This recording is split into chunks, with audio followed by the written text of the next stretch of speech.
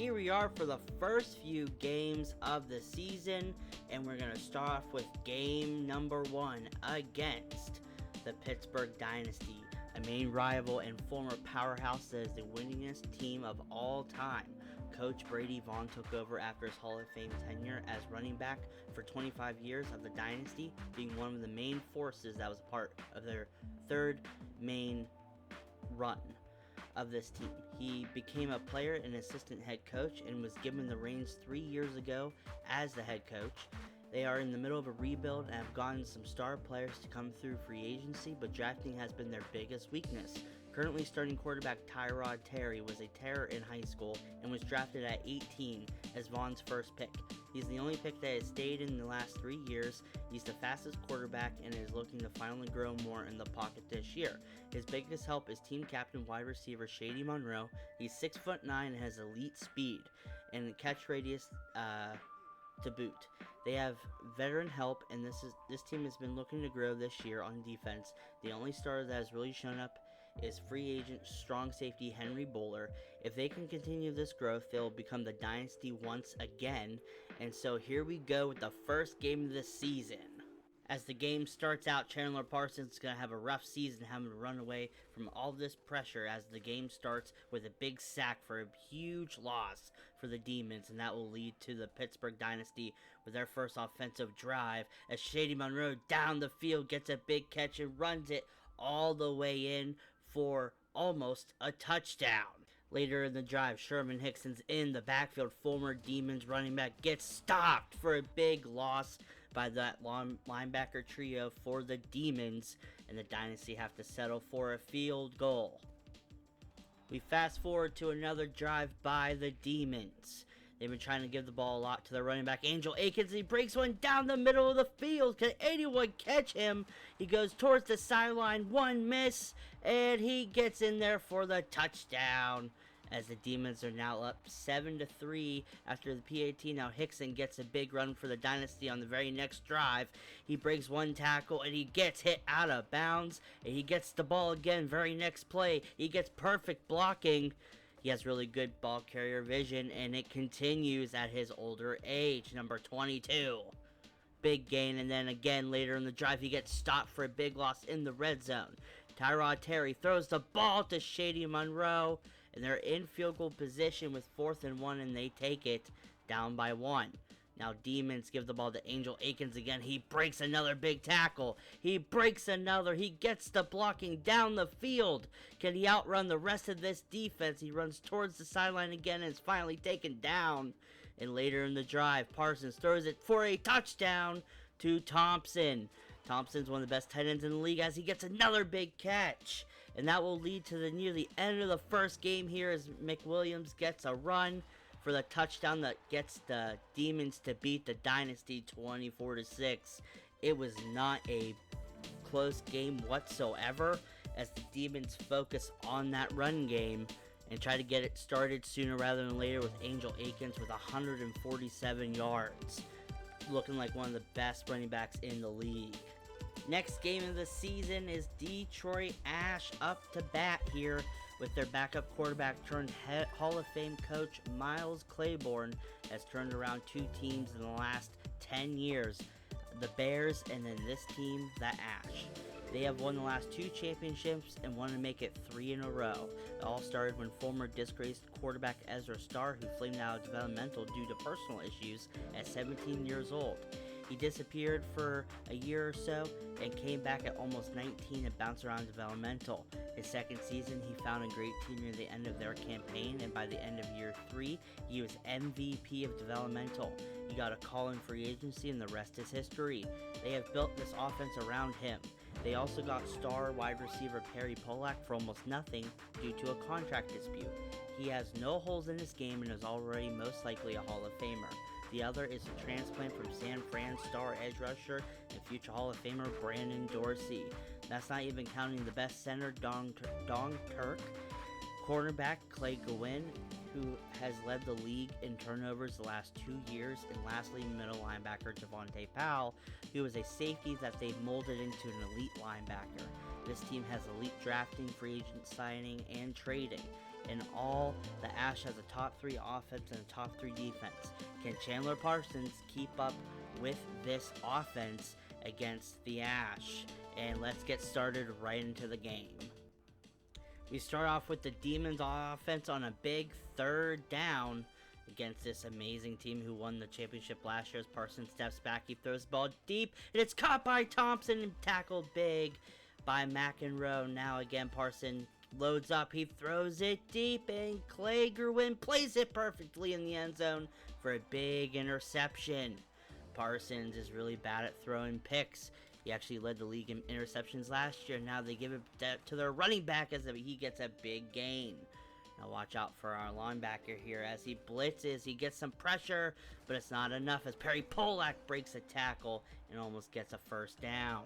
We need to keep an eye on Stewart on that defense, as again, now we look at Perry Polak on that right side, all by himself against Eddie Cruz. And it looks like Starr sees it, and Polak is open again, and he gets tackled into the red zone, only 5 yards to go. Starr throws it, and it's a touchdown to Beckham. And now they're going to be up by a touchdown, as now you watch out for Thompson. And Parsons throws it on the run, and it's caught perfectly near the middle of the field as Constantine hurts his leg. He tries to jump up the ball, and he gets it knocked out, but it looks like he might be injured. Looks like he pulled a hammy or something. He looks very injured, though. He can't get up off the field. Thompson tries to get the medical staff onto the field as now Parsons throws it to the right side to Moore, and it's intercepted. Bradley Sanders gets some blocking, and he takes it all the way down to the 32. Parsons has thrown 2 picks already into this game. We're into the second quarter, 2:34 to go as Beckham with a big 1st down. Starr again. Shotgun, he evades some pressure, throws it, it's overthrown, it's almost intercepted. Asper was right there, and Constantine's going to be out for almost for the rest of the game as another big run by the Ash.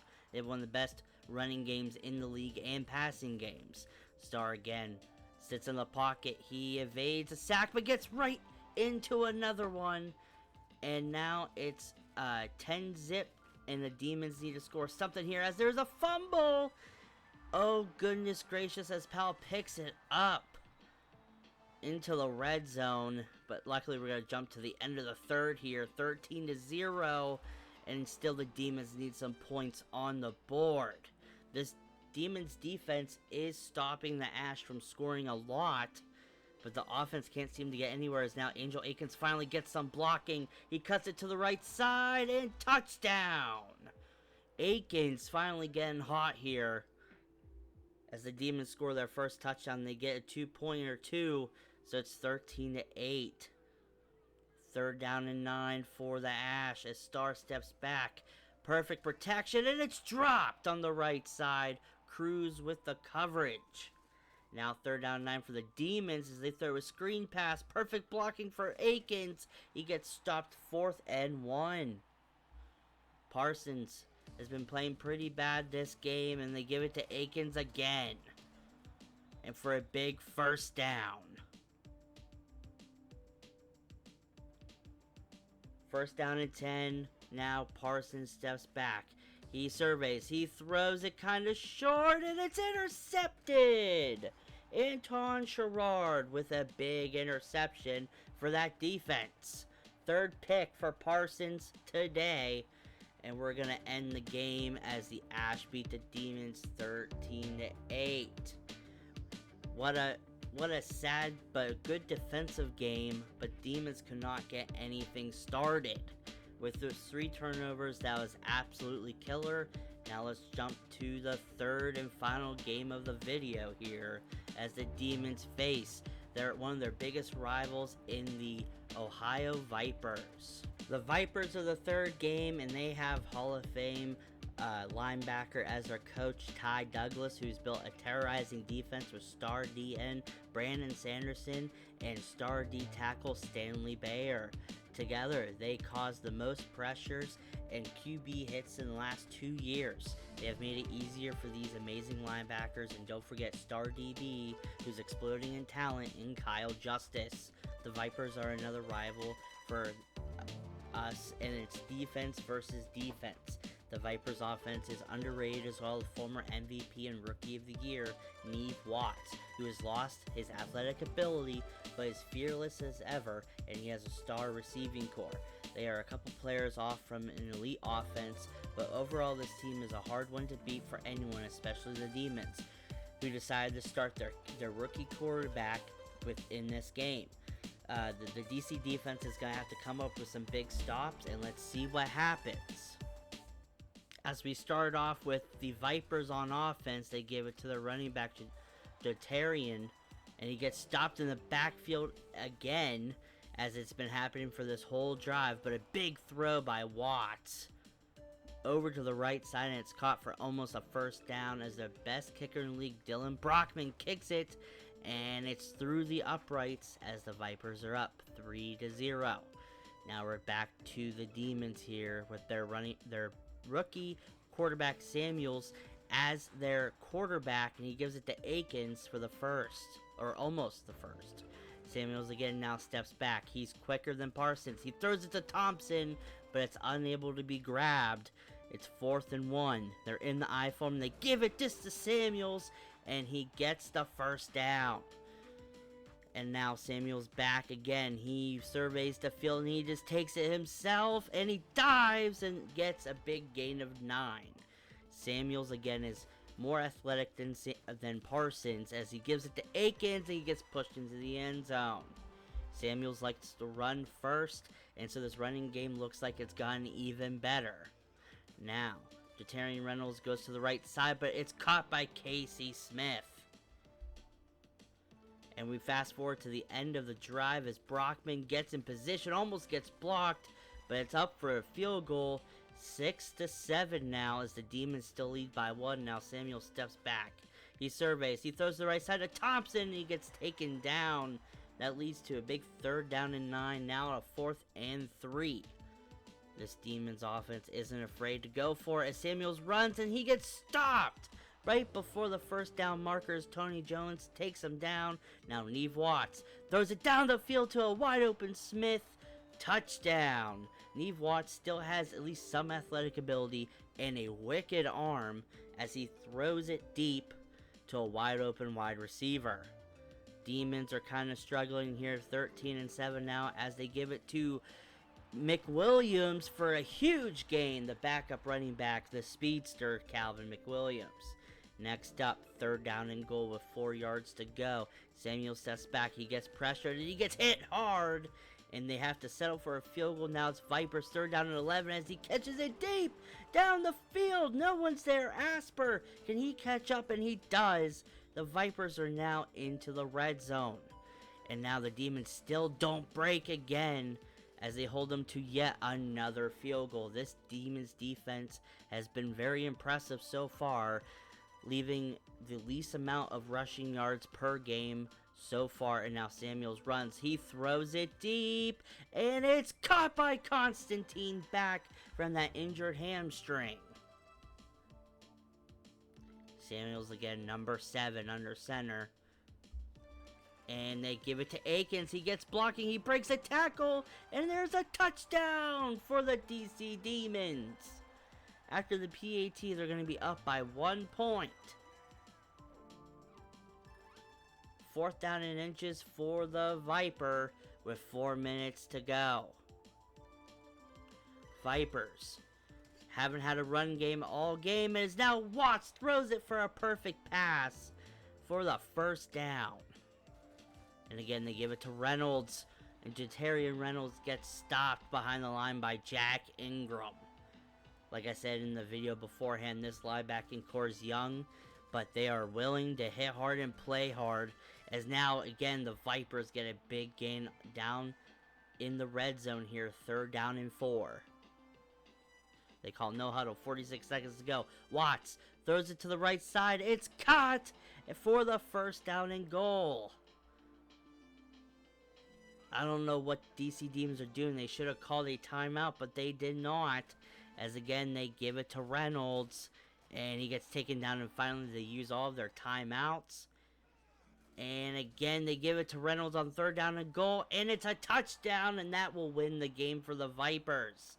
DC having a rough string of games here, but still, Vipers win 24-17. What an amazing defensive show for the Vipers. Week 3 updates. We start off with DC being 1-2 and all pretty close games, as we just saw. Defense has really shown up this year against the run. The pass defense has really hit or miss. Dobson and Cruz are struggling to make plays in coverage, and it's really hurting DC late in games. These linebackers are playing with reckless abandon, but sadly, we can't seem to keep any turnovers at all. Offensive-wise, Parsons has quickly lost a job, and in this last game here, Samuels really showed off his ability to really get that run game started. Now, across the league here, we have the Monarchs in LA. Their star linebacker, Evan Forbes, is rumored to be having a fight with teammates after their last game, after they have started 0-3. And now also the New York Guardians are facing defensive issues in the wake of their star cornerbacks Justin Craig and Bryce Holden Jr.